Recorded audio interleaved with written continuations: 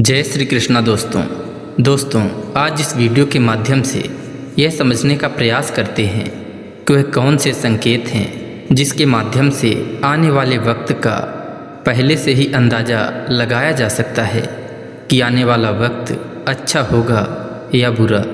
दोस्तों, इस वीडियो में बताई गई बातें बहुत ही महत्वपूर्ण हैं, अतः बताई गई बातों को अंत तक सुनिएगा। तो दोस्तों, आपका ज़्यादा समय न लेते हुए इस प्रसंग को प्रारंभ करते हैं। दोस्तों, जैसा कि आप जानते हैं कि प्रत्येक मनुष्य के जीवन में उतार चढ़ाव आते रहते हैं। यह सब समय चक्र के कारण ही होता है, क्योंकि ऐसा माना जाता है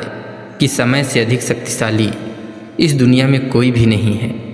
दोस्तों, आपने भी अपने जीवन में अनुभव किया होगा कि समय के साथ किसी राजा को रंक बनने में देर नहीं लगती और किसी रंक को राजा बनने में भी देर नहीं लगती। यह सब समय का ही खेल होता है, परंतु हम यह कैसे जानें कि हमारा आने वाला समय कैसा होगा, हमारे लिए खुशियाँ लेकर आएगा या फिर घोर संकट लेकर आएगा। तो चलिए दोस्तों, कुछ ऐसे संकेतों के बारे में जानते हैं जिसके माध्यम से यह जान सकेंगे कि हमारे जीवन में खुशियाँ आने वाली हैं या नहीं।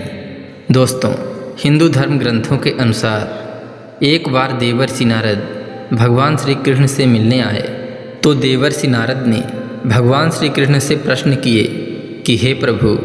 कोई भी इंसान अपने जीवन में आने वाले शुभ समय के बारे में कैसे जान सकता है? कौन से ऐसे संकेत होते हैं जिनके माध्यम से शुभ समय का अंदाज़ा लगाया जा सकता है? तब भगवान श्री कृष्ण ने कहा, हे देवर्षि, मैं स्वयं ही समय परिवर्तन के समय छोटे बच्चों के द्वारा, पशु पक्षी या फिर अपने भक्तों के द्वारा संकेत देता हूँ, जिन संकेतों को ज्ञानी मनुष्य आसानी से समझ लेते हैं, परंतु अज्ञानी मनुष्य इन संकेतों को समझ नहीं पाते। पहला संकेत, जब कोई मनुष्य अपने आप ही ब्रह्म मुहूर्त में उठना प्रारंभ कर दे और उसका मन ईश्वर की ओर अग्रसित होने लगे, तो उन्हें यह समझ जाना चाहिए कि उनका आने वाला समय बहुत ही खुशियाँ लेकर आने वाला है और अब भाग्योदय होने से कोई रोक नहीं सकता। दूसरा संकेत, जब कोई मनुष्य हर समय प्रसन्न रहने लगे, उसके चेहरे में हर पल मुस्कान दिखने लगे और उसे बिल्कुल भी क्रोध आना बंद हो जाए, तो उसे समझ जाना चाहिए कि अब उसके जीवन में अपार खुशियाँ आने वाली हैं, क्योंकि ऐसे मनुष्य जो भी सोचते हैं उससे कहीं ज़्यादा उन्हें प्राप्त होता है। इसी तरह तीसरा संकेत, दोस्तों, आपने कई लोगों से सुना होगा कि छोटे बच्चों में ईश्वर का वास होता है। जब किसी के घर में छोटे बच्चे अपने आप आकर खेलने लगें और आपको देखकर मुस्कुराने लगें, तो आपको समझ जाना चाहिए कि आपका आने वाला समय खुशियाँ लेकर आने वाला है। चौथा संकेत, अगर आपके द्वार पर गौ माता बार बार आती हैं, बंदर खाने की चीज़ें आपके घर से लेकर चले जाते हैं, या फिर कोई पक्षी आपके आंगन में घोंसला बनाकर रहता है, या फिर बिल्ली आपके घर में बच्चे को जन्म देती है, तो इन संकेतों के द्वारा आपको समझ जाना चाहिए कि आपको कोई सफलता प्राप्त होने वाली है। पांचवा संकेत, जब भी कोई व्यक्ति भगवान की आरती कर रहा हो तो उसे ऐसा प्रतीत होने लगे कि उसे देखकर भगवान मुस्कुरा रहे हैं, या फिर बिना बुलाए आपके घर में अतिथि आने लगे, तो आपको समझ जाना चाहिए कि आपके अच्छे समय की शुरुआत होने वाली है।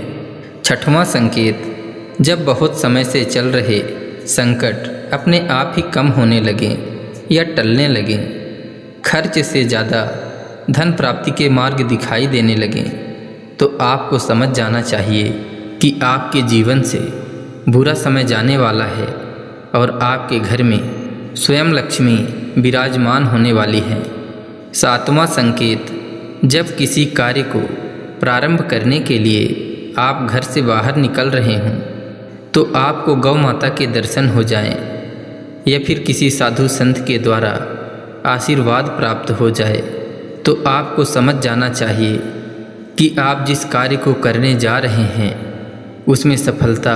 अवश्य ही प्राप्त होगी। इसी तरह आठवां और अंतिम संकेत यह है,